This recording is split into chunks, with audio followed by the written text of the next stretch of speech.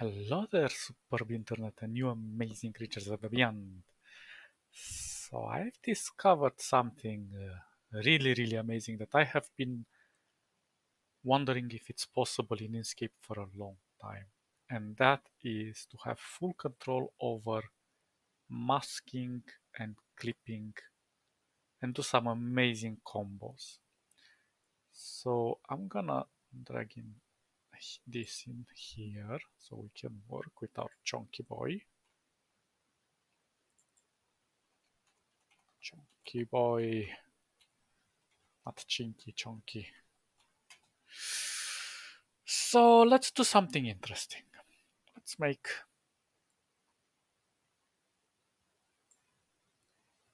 a circle and we're going to make this as clipping.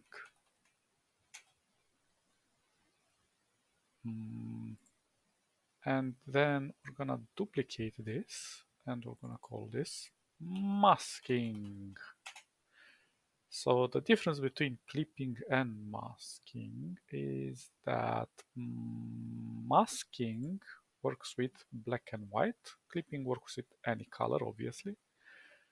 But the masking, if we take a gradient and we go from somewhere like this, and we set our gradient to, can I have black and white in here?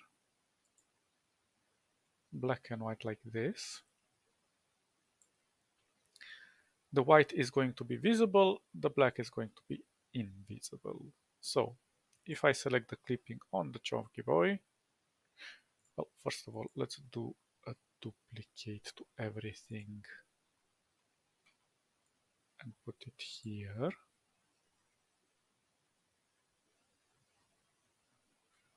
I think that worked.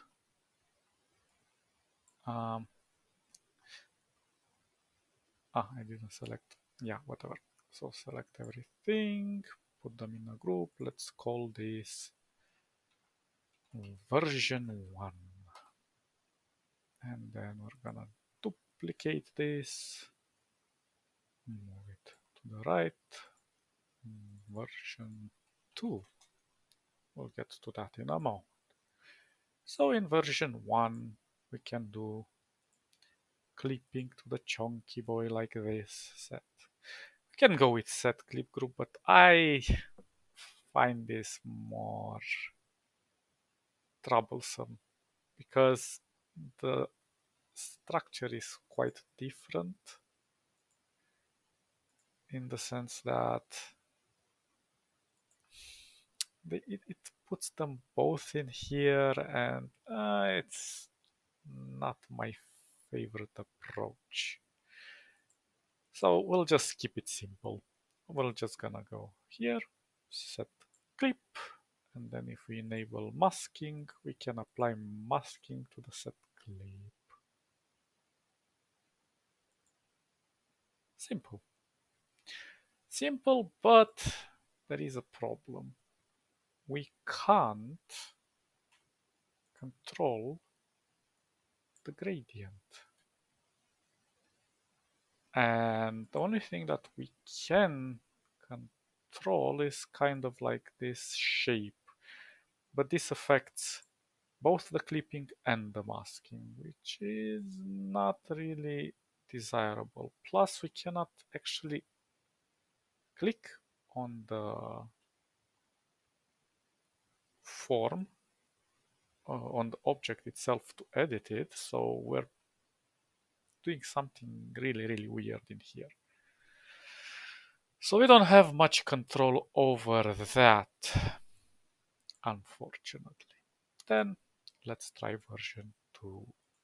In version 2, I'm actually going to group this and call it clipping.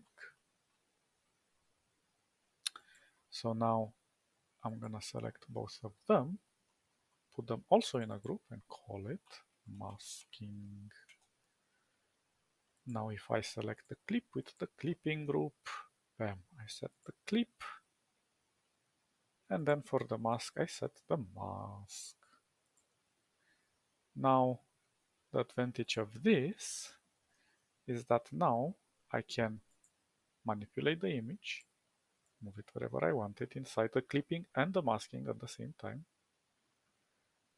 Then go into the clipping and move the clipping. Oh, no, actually I have to double click it a bit. Move the clipping inside the masking, but I can manipulate it. Again, I'm not manipulating the object. As you can see, these are not active, but I'm actually manipulating the mask that's inside here. So that is nice and dandy, but again, so for example, if I make this like, well, not like that. If I make it like this, then I can control the masking and the clipping individually, which is nice, but not good enough. So let's go to version 3. I'm gonna duplicate this. Whoa, whoa, whoa. I only want to duplicate the version.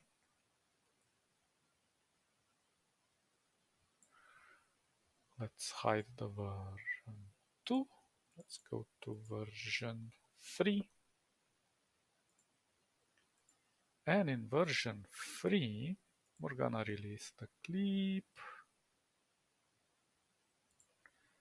We're also going to release the masking. Although that's kind of cool how it looks. And let's take both the clipping and the masking outside.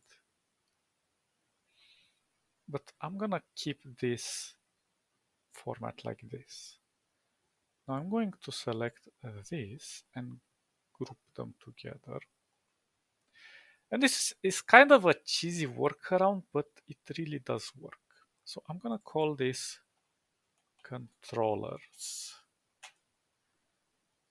Now in the controllers, I am going to go and group this clipping like this and call it clipping controller, and group this one as well, call it masking controller. Now you can keep them outside of a controller group, but I'm just doing this for the purpose of simplifying things, so we don't so it makes things a little bit easier to navigate around. So in the controllers, I'm going to create a clone of the controller here, and I'm gonna call this clipping clone. And I'm gonna drag the clipping clone inside the masking group. And I'm gonna do another clone here of the masking controller. Call it masking clone. Although these are not necessarily to write like this, whatever.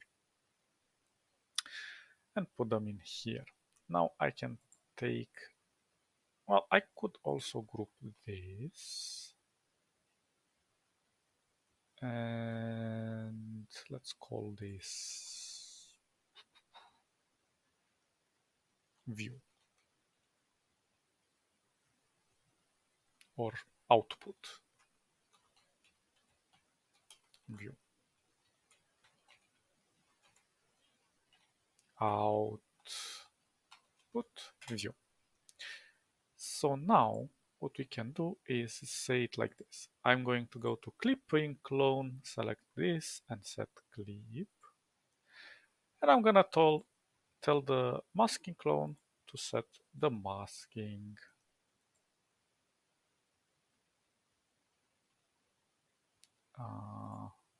Oh, yeah. Yeah, I did okay. Now the problem is that the controller is on top of the output view. So I'm going to take this, move it. Why can't I move you? Ah, damn it. I want to move the controller. Okay. So I'm moving this, but inside here, I'll have to move the masking and the clipping. Oops. A little bit like this. So now I can see a little bit better. So, well, actually, I'm going to move the controller a little bit higher. And there are some advantages to this, the way I have planned it. For example, I can go here and I can type, call this clipping alien encounter. Okay, whatever. If it works, it works. And I can just duplicate this, call this, oops, masking. And if we want, we can even align them a little. This with this. Oh, okay. They're not inside the controller. I'm sorry. So now this one with this one and this one with this one. Okay.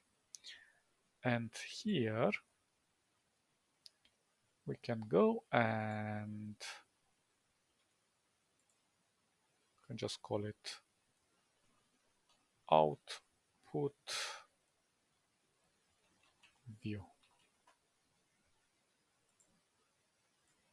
Put it inside the output view. Oh, come on, cooperate with me. Select this one with this one. Bam. Well, on last selected. So this one with this one. And maybe move it a little bit lower. Anyway, so what's the advantage of doing this actually? Well, there's many advantages. First of all, if I go here into our group, into the clipping controller, we have this, but what if I want to add a circle here? Or actually, let's put the circle inside the masking.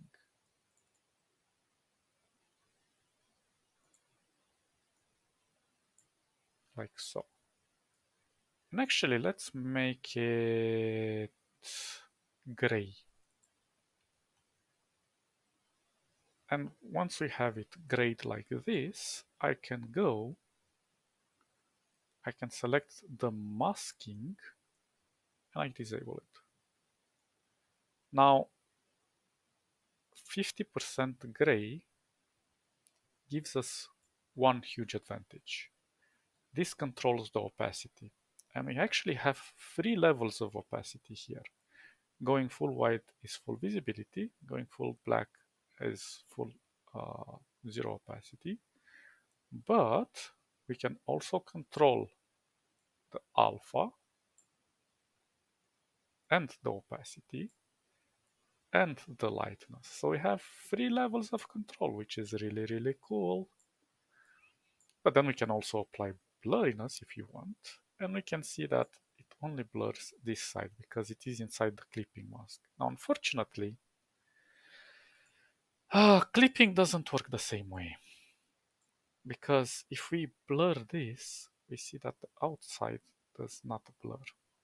We can definitely do other things in here, like add a rectangle, for example, disable all clipping, and it works similarly. But again, you can even make it into a path and just make it really, really cool with all the shapes that we want. But again, we can't blur it. It looks at the shape. And I've asked this around the forums of Inkscape, and they told me that this is because it's how it works mathematically as a mechanism.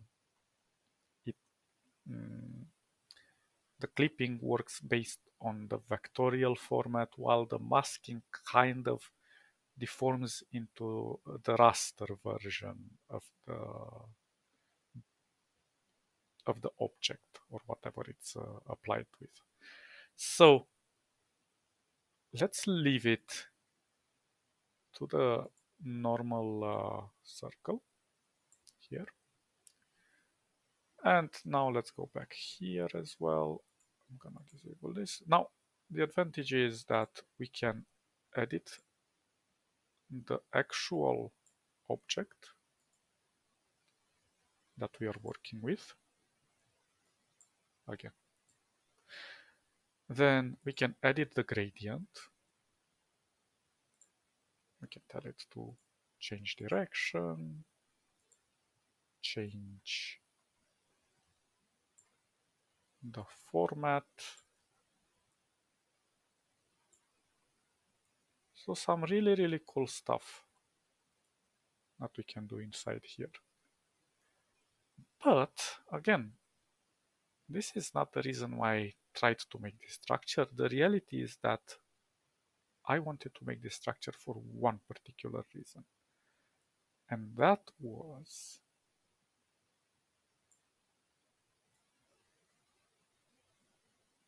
let me try to make this a bit more obvious.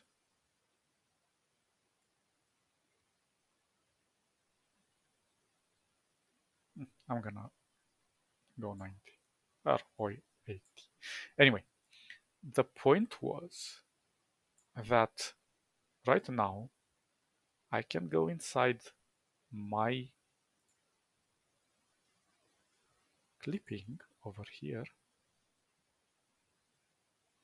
and I can control the blur inside the clipping. Obviously, not the desirable effect.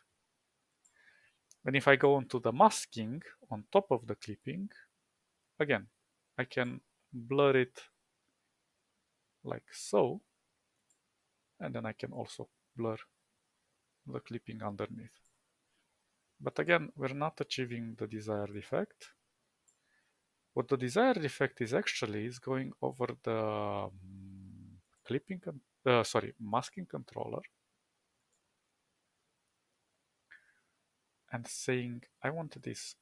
Well, let's make it actually on the rectangle. It's much better. So I'm at 50%. I can blur it, as you can see. But again, this side is not blurring. But there is a simple solution to this. So for example, I can go on this. Let's make it a circle. But I can go on this, enlarge it, and ta-da!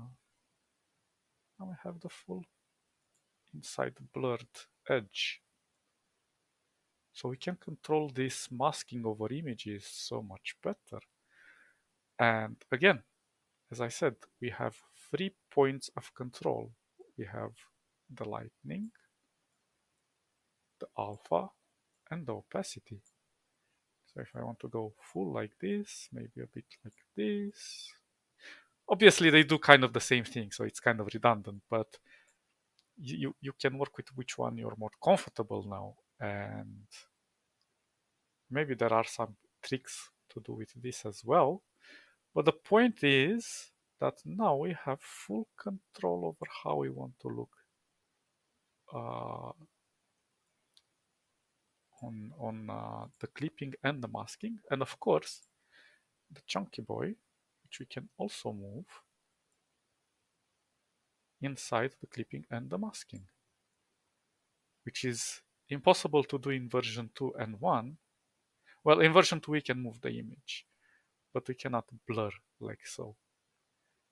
And we can't edit the interior. Obviously, this is not the most desirable way to make it, but the advantage of having it organized like so is that now, for example, I can go inside the clipping. Let's add a bit of a rectangle.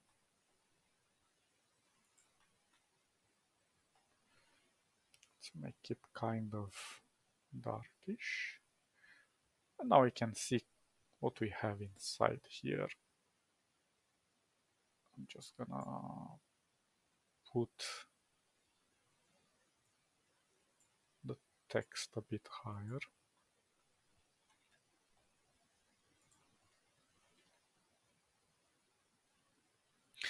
And there we go. We can control so many things now. If we go inside here, just make sure that you are on the actual shape and not the masking, because if you're gonna move the masking, it's not gonna do anything. We want to control what's inside this group because we cloned the group, not the object.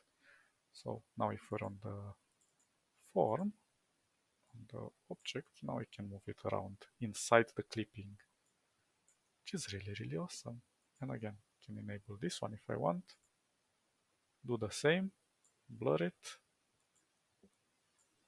because it is within the circumference of this circle. So we have a lot of control.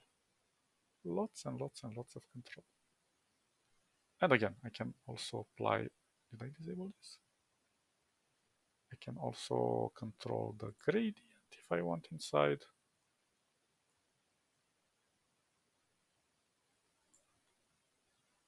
So everything is awesome. Just keep in mind that only black and white really affect it. You can try to change it to other colors, but it depends on how warm or cold the color is. They work a bit different. This is darker, obviously this is going to appeal to a darkness, so invisibility, but if we take something lighter like this, it's gonna keep it on the light shade, on the visibility. Anyway, you get the point. So really amazing stuff. Hope this helps you into doing some really cool things in the future with various shapes and various blurs. There is one more advantage to this, but that is doing organic shapes.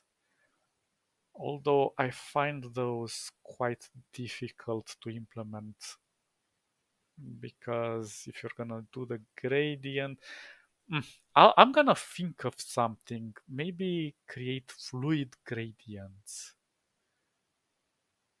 That would be really cool, but I'm not yet sure if it's possible.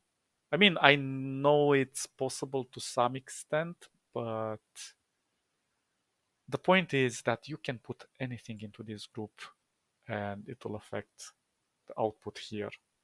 So I'm gonna save this into the clipping and masking. And I'm gonna play around. Maybe I'll find a solution and I'll update you guys. Hope everyone is happy now and the world is a better place. And we can live happily ever after. Stay awesome, guys. Catch you in the next episode. Bye, bye, bye, bye, bye.